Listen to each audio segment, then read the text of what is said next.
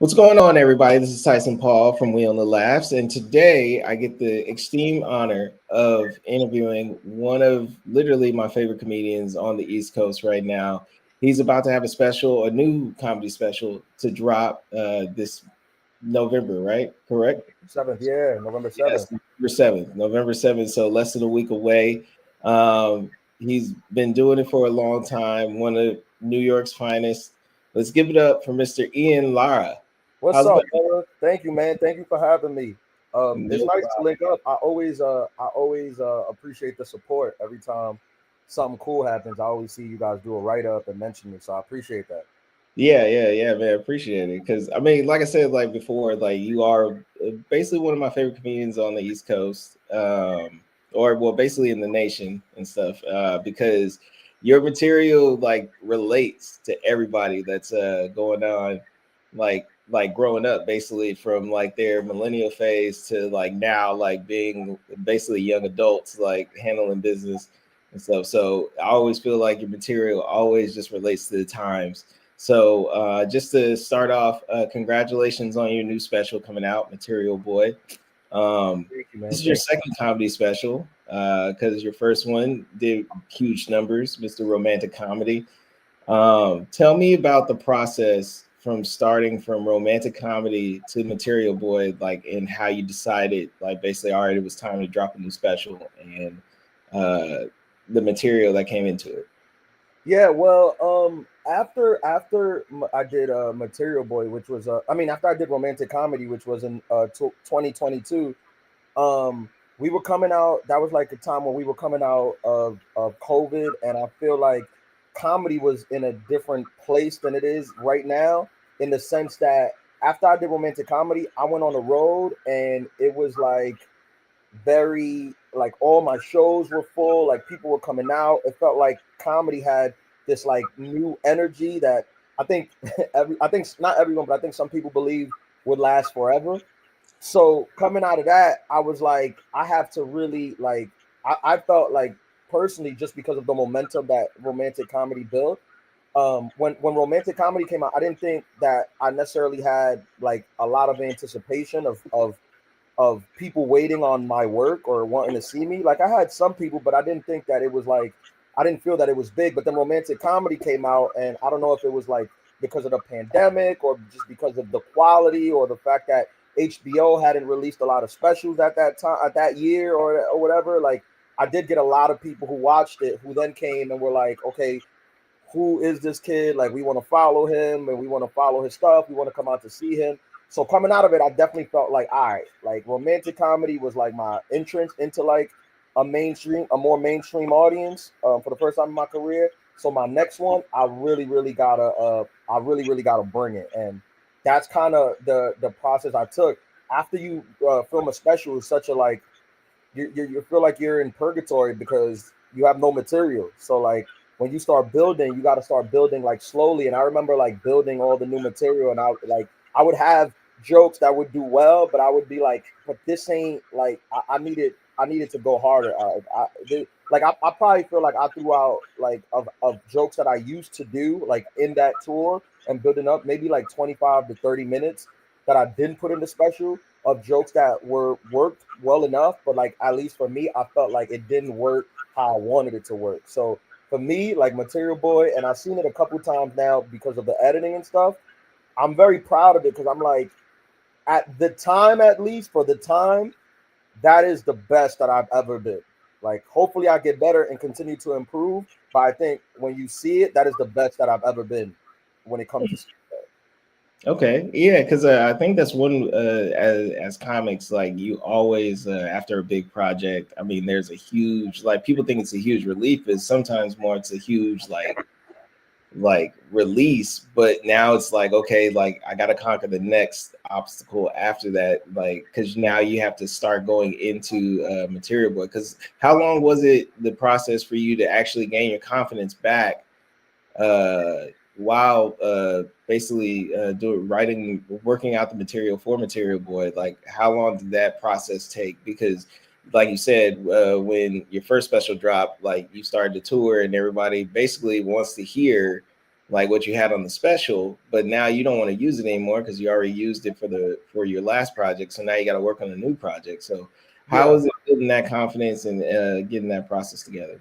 Yeah, I usually like I know some people, and I guess it's different people at different points in their careers. Like I have a lot of my friends in comedy who, they're bigger acts, they're doing theaters and some even bigger arenas or whatever. So when they go out, they feel that after they film the special, they can't go out and do any of the material that's in the special because people are paying so much money for their ticket prices and everybody's coming out to see them. So they got to give them a new hour completely, which I understand. But sometimes I feel like when you rush yourself into that, sometimes you're not giving them a product that is at its best because not because of your skill or talent, just for the simple fact that comedy takes time to build.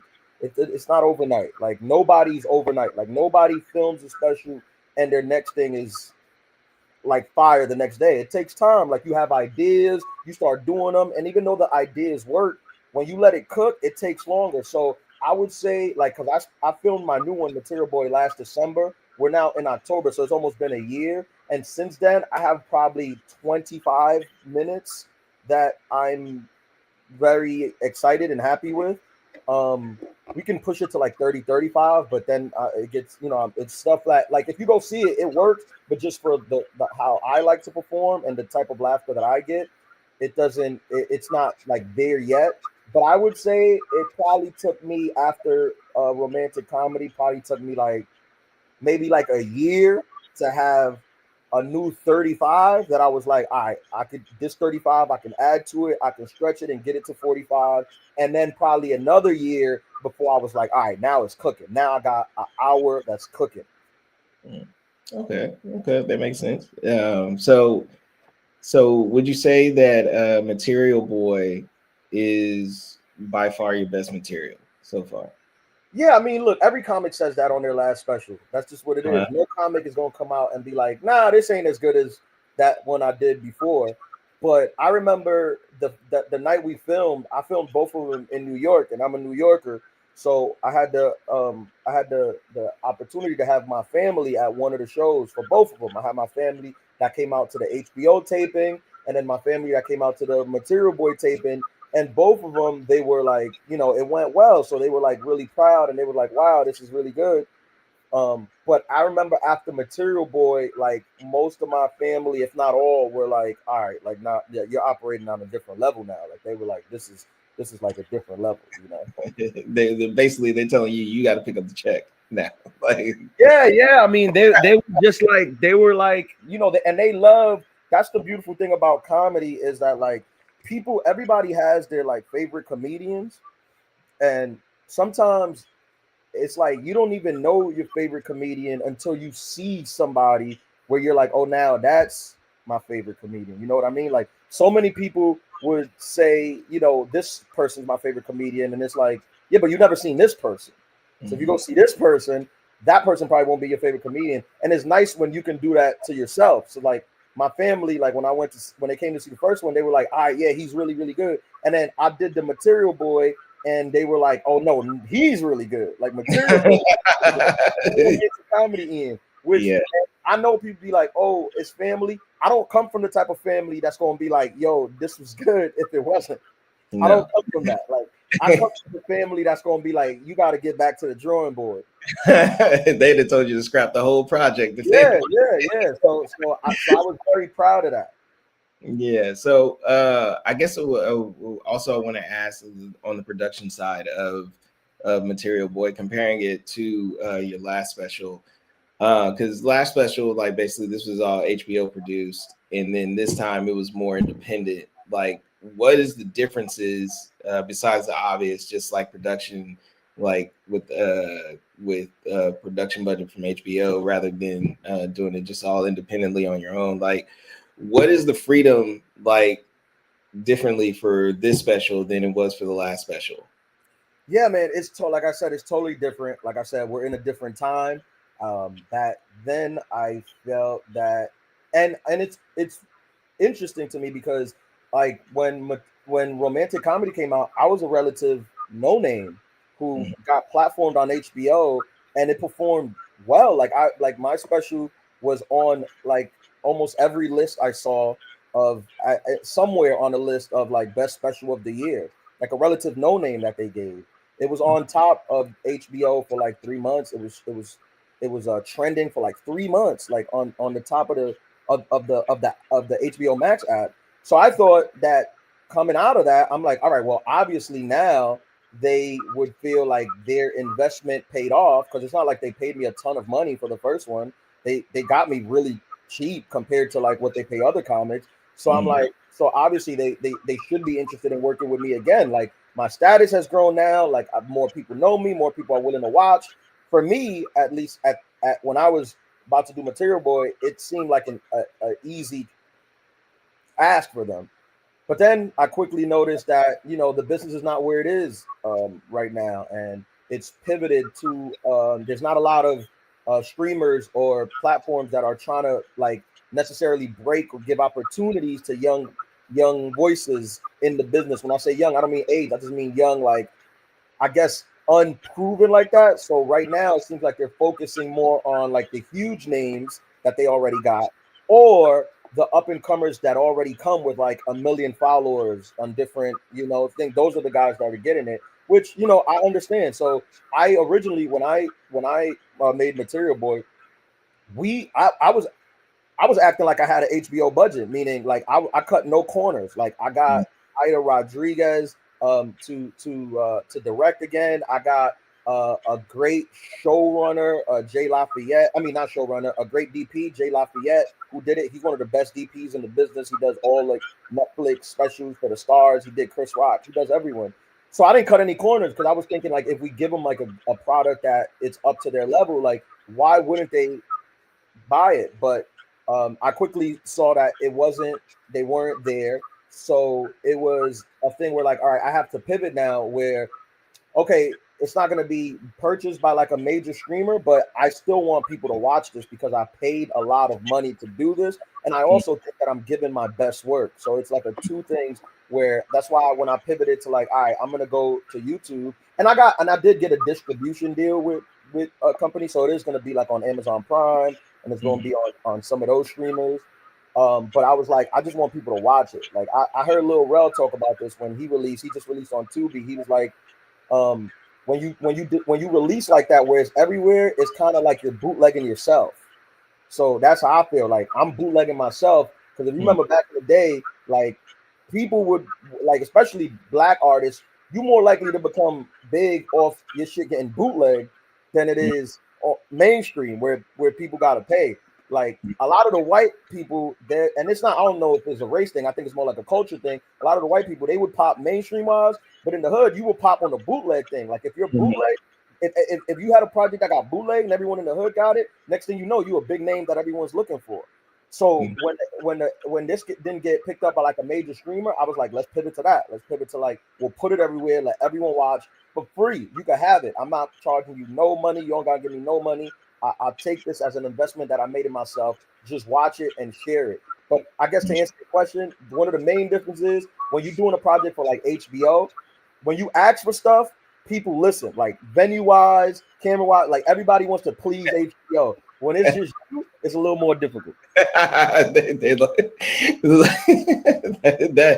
is true, but probably, I mean, it's because it's HBO. But yeah, it's funny how how you said like basically like we have to always like, only way most of us like kind of make it is by going either the smaller or bootleg route and stuff. Because like now that you think about it, now it's like people that went that route now are like totally getting like honors, like highest honors and stuff like that. Like even like No Limit and Cash Money. Like remember, No Limit like was out the trunk of a car. Like nobody in mainstream America knew what about it was. But if you can go in any like neighborhood, any like urban area, and like everybody knew like Master P, everybody knew about it, everybody knew Ice Cream Man, and then it transferred over to Cash Money. Everybody knew like Baby and Wayne and Number One Stunner and everything else. And then in comedy, it's also the same way, because it's been like that ever since like the early like 2000s, or even the late 90s, when like say like it started out with like Alex Thomas coming out with his special that never got aired on HBO or something like that, but everybody had the VHS tape or DVD like in their barbershop or in their grandma's house or something like that. Yeah. And going from for you, I mean, yes, you know, like you see it as an investment. That's a good thing because a lot of people like would see something like, oh, like HBO didn't want to do the second one as a like kind of like basically like oh man, like okay, they don't believe in me, like maybe I shouldn't believe in me. Like you flipped it and basically like, no, I believe in me, I'll invest my own money into it, and then like guarantee you this material is going to be better than my last material, and you guys are going to see it and stuff. And then also with you having distribution and stuff. So I mean, I like how, like you said, it was like an investment, because I think a lot of younger comics are gonna look at you in this situation and be like, all right, so like if he can do it and he just like put the production and like effort into it, like definitely need to do that. I mean, you won't see it in the beginning, but you'll definitely see the fruits of your labor like later on down the line, and it'll definitely last longer than what you think. Let me talk a little bit about Ada. Like she got to direct your special for the second time because she directed your first special, romantic comedy. How would you explain your relationship with Ada Rodriguez, who basically is like I've known her for like almost a decade now. Like her comedy is like great. She also is like a pioneer for the genre. Like, how would you explain your relationship with her and how you guys met and started to collab? Yeah, I've known Ida for I think going on maybe 15 years now. I met her early on in my career. We had the same manager, and she from the beginning, she's just always been like a big sister to me, like a mentor, big sister type. So when we did the HBO, it was like seamless. We worked on it together. I gave her a vision and ideas, and she made it come true. Stuff that I wanted, she was like, I don't know if this is gonna work, and the stuff that would work, she got it done. And dealing with her when I was working with HBO made it a lot easier because at that time there were certain things that a comic like me, I might not be able to ask at that time. But she already came with some clout. She had already done a special for them. So coming from Ida as the director, it made it so seamless. So when I was working on the next one, our relationship is so close. I was just like, yeah, you want to direct this one too? Just direct this one. And she was like, yeah, I would love to. So we did it again. It was just very easy working with her. It's like, it doesn't even feel like work. It just feel like we on the same team and we figure it out together. Perfect. A little bit about the special. What can fans expect? Basically, I mean, because I mean, most of it will be kind of like because your bread and butter usually for comedy is like relationship based or basically world views. Can we expect the same thing, or like, do you have a different avenue that you're going to take us on when we watch the special on November 7th? Yeah, man. I like it's like you said. Like I think as a comic, I think it's important to in your career is important to figure out like what you're good at or like what it is the thing that you really connect with that connects you to other people. And like you said, I think a lot of the stuff is with me is like with romantic comedy is like dating relationship stuff, like the way I attack relationship stuff. If you're a person anywhere from the age of 25 to 50, I feel like I hit on all the stuff I hit on. Like people are always like, yeah, like this is even though they're jokes, I like my material to come from a place of reality, meaning like the joke might be funny, but if you listen to what I'm saying, that's also like you also agree with that. Like so it's like this is like a funny bit, but I also agree with the perspective that he's given. So with Material Boy, I think it's more of that. I think I get into relationships even deeper. I think I speak is observational. I speak about a lot of the stuff that I'm going through, a lot of the stuff that like I'm facing in my mid 30s. And I remember just like going on tour with Material Boy. I got some of the best reaction. This is me personally. This is how I know that this is my best work because I've been on the road now going on what, maybe 10 years, um, different at different levels, obviously. But when on Material Boy, when I was touring this act, this is the first time like I went on the road and I was getting like multiple standing ovations. Like I remember the first time I got one, I was like, wow, this is crazy. Like I didn't think this would happen. But I've gotten multiple like when touring it, like people were really connecting with it. I remember I did uh, Magoobies, and that's in Baltimore, Timonium, and this is a huge room. It's a good room. It's a huge room. But if it's maybe 400 people, but I had, I'm not a big ticket like that. I remember I had a show, it was 25 people there in a room that fit 400. And that's a tough gig. It's a big room, there's only 25 people there. But I went up and I just did my show and I did the act and I did the Material Boy show basically. And at the end of the show, this was on Thursday, I got a standing ovation for 25 people. And I was like, wow, I remember I recorded it on my camera. I watched it. I'm like, damn, that's really difficult to do in a room that fit 400, 25 people go, which they already feel like, oh, damn, this ain't full. To get them to be like, no, this was great to stand up and stand up. That was the big deal. And then on Friday on the first show, same thing. And I got another one. That's when I was like, all right, I think this hour is where I want it to be. And when it came time to filming, that was a different story. We filmed in New York City. I know people gonna come out. This where I'm from. So we did 2 shows, 400 people each show. Like that was kind of like, yeah, if you could perform for 25 people that don't know you, performing for 400 people that like you, it should be relatively easy. Yeah, That's how I knew that my material was that's one of the I think that's one of the gifts when you're not like a household name. The people who are household names, it's tough for them to judge their material because everywhere they go, people love them. They never really get the opportunity to perform in front of an audience that don't know who they are so they can test it. Like, do y'all think this funny without knowing who I am? Me, no one knows who I am. So everywhere I go, I'm operating from a place of like, I'm testing it out in people who don't already like me. I got to win them over. Mm-hmm. So I think that gives it an easier read. Yeah, it's funny that you mentioned to yourself, I mean, humbly, that you aren't considered, or you don't consider yourself a household name, but like you have a huge social media following, and social media now in this age of comedy is basically king. Like, so basically, like people are judged on like their followers or their views and stuff. But you still, like, you come from an era where, or like a transition period where it was like basically like I just had to get out here and like get as many people in the seats as I can. Like you said, you did a show for 25 people, even though the room fit 400. And now you're doing way bigger numbers. Like, how do you navigate like the different eras of comedy now, especially like with it being social media and TikTok, and like how you see fame as it? Yeah, I mean, well, to be honest, like I'm gonna be honest, I don't feel that way. I mean, I don't feel like I have a big following. I think that, I had a big following, what was considered a big following a couple years ago, but now like open micers have 1 million subscribers now. Like open micers, like they're, doing whatever they do, they'll have 1 million subscribers. I don't have that. I'm very honest about that.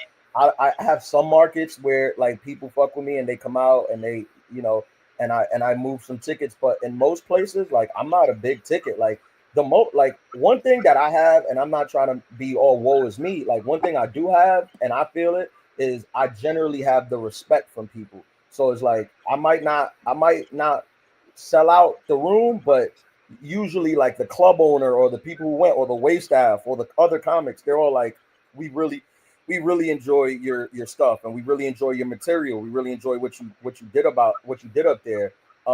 And that's kind of like that was like another layer to the name of the new special, like Material Boy, which is like, I feel like a lot of people now in the business, they come with like followings and huge fans and all this other accolades, which I don't necessarily personally, I don't feel like I have.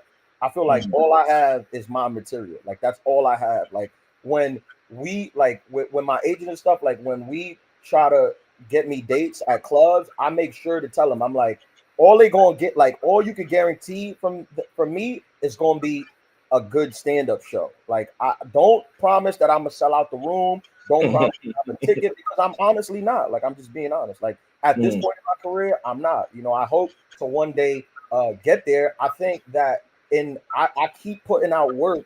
Like next Friday, Material Boy is out. So that's gonna bring, you drop a new project, that's gonna bring new eyeballs to you. And when they watch that, they might be like, oh, what other work do you got? Then they're gonna bring eyeballs to the HBO special. Then they be like, wait, what more do you got? And then they'll watch the 5 Tonight Show sets. Then what more do you got? Comedy Central half hour. So I'm building a library of like all this work. So hopefully, whenever the thing is that hits, I have all this work out there that people can watch and be like, yo, how come I wasn't up to this? How come I wasn't up to date? And then I could just blame the industry. It's always the industry. Yeah. But all right, we're about to get out of here. But one last thing, or well, I guess two last things. I can ask you these things. Okay, you're a student of the game, basically. Right. You love like watching comedy, even when it's not your comedy. If you could name 5 comics right now that you think deserve either a new comedy special or a debut comedy special, who would you name off the top of your head? I don't know. I don't know what exactly you mean by like deserve. I feel like all the like I don't really know comics who are sitting on their ass waiting for specials. Mm-hmm. Like all the comics I know are like that are at that level are doing what I'm doing. They're just Yeah. raising the money, financing it themselves, or going through other avenues. There's 800-pound gorilla. There's comedy dynamics. There's a lot of other people who are giving special. So I don't know any comic that's like sitting waiting for somebody to give them a special. Mm. I can name you some comics that I think people should Yeah. know more. Yeah. No, that's what I Or was saying. stuff. Wise, Yeah, deserve. I'm just going off like people who are off the top of my head from the cellar. Like Jordan Fisher. I think Jordan Fisher is super funny. Reggie Conquest. I don't know if you know Reggie Conquest. He's another super funny act. Caitlin Palufo, another super funny act. Usama Sadiq. I don't know if people know Usama. Another super funny. These are all like from the time that I started comedy in New York. These are all like killers. Maddie Weiner, Maddie Smith. These are all like people that like coming up from my generation. Like they just always killed at the from the open mics to like at the cellar. And I think these are people that you should definitely check out. Yeah, you definitely just named a bunch of people that like are right now like you are in their prime and basically still like killing it all over the country. And so especially Maddie Smith and Caitlin Palufo. And so they like it's funny how like people always say like female comics like aren't funny, but then there's like hundreds of them across the country that like are killing it every night.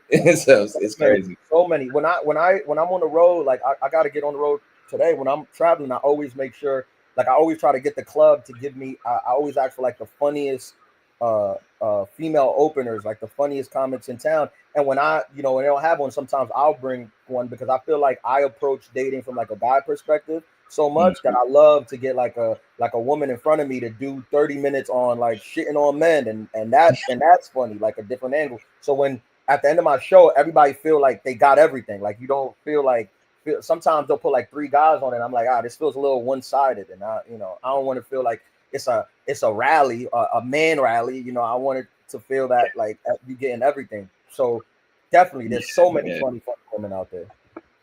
Yeah. Last but not least, November 7th, the morning of, you're going to wake up.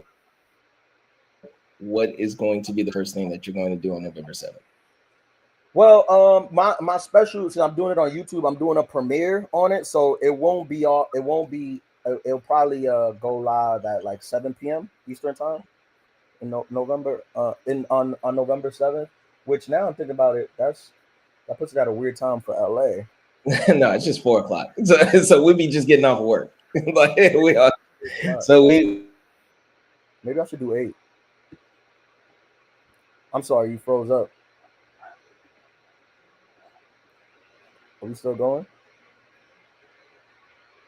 We all. I mean, yeah, we're still going. So no. In LA time, we kind of 4:00. We're just getting off work, and then like we try not to go anywhere. So like the comedy special is usually what we watch as soon as we get home. And so, yeah, but also that's can't wait. We'll do a premiere, but it's on YouTube. Watch it whenever you want. Watch it on your ride home. I'd rather you sit down and watch it so you can really enjoy it. Watch it whenever you want. On November 7th, I'm gonna wake up. I'll be proud. I'm like, yo, I'm glad that a lot of people who've been waiting for this, who've been asking for this. Like, I'm not one of these comics that releases a special every year. Like, I wish I was. This is not how I create. I'm more of a perfectionist. I like to tour it. I like to really chisel away at it. So it takes me, at least 2.5 to 3 years before I release. So, there was a lot of anticipation coming from romantic comedy of people asking me like, yo, when's the next project? When's the next project? So right now I'm like on a full promo thing of like, here it is, like watch it, enjoy it. And I don't expect much on November 7th because like I said, I'm the kind of comedian that it's like the same way romantic comedy worked. Like it's a groundswell. Like it took time for romantic comedy to get bubbling. Like people, like when it built up, people started saying like, oh, and they started sharing it. Oh, you got to watch this, you got to watch that. So that takes time. So I'm excited for it to finally be up there, but I'm also patient that it's going to take time to build. It's going to take like in like in the bootleg thing. When the bootleg drop, it's not like the bootleg just drop and it's dope. It drops in the streets. People start watching it and they start sharing it and they start literally like, yo, you got to watch this, you got to watch that. And then you can't get it. Then they start. Other people start. So it takes time. It like a bootleg isn't like when Batman or Spider-Man released that they're like, what we gonna do an opening weekend? That's not how bootlegs work. Mm-hmm. Yeah.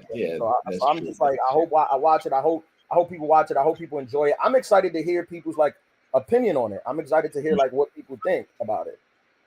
Yeah, definitely. Because that's like, I mean, so are you one of those people that like when you read the comments, you respond back, or you just read the comments? I mean, sometimes I respond back. Like I don't get too offended. I more respond back like with some because you get hate comments. Everybody does. The best comedians get hate comments, but sometimes I just laugh or I'll just respond back like something along the lines like, damn, like it's crazy that people could be so arrogant and narcissistic to think that their opinion matters like that. Like I think stuff is whack too, but like I wouldn't because I don't think my opinion matters that much. And I'm in the business. I'm somebody who's in the business. I'm doing the thing. Like people who are like not in the business in any way, not in entertainment in any way, yet they feel that they hate something so much that people need to know that they hate it. I feel like, damn, like that seems like personal. Like they're full of hate. But I hope the comments get so much where I can read them. Sometimes it's a little bit, so you just read them. But I hope you get crazy, then you can't read them, and that's what I'm hoping. That it's like so much that you can't read them. But you know, I have things like I have 5 Tonight Show sets out. I have a Don't Tell the set that I released. So I'm gonna try to get a lot of those audience that did like those short sets to come watch the full special. Yeah. Thank you, man. I just want to appreciate that you had the time to like kind of do this because, like I said, this has been like you're one of my favorite comics to watch. So this has been a true honor for you, and I can't wait until November 7th to actually watch Material Boy. Definitely can't wait to share it, and so I know it's going to be great material. Please remember to check out Ian Lara's Material Boy, November 7th on YouTube. Thank you for taking the time out and blessing us with your comedy knowledge. Always remember to laugh at life because it's actually pretty funny. I'm Tyson Paul from Wheel and the Laughs. This is Ian Lara, November 7th, Material Boy. See you guys later. Thank you guys. Appreciate it. All right. So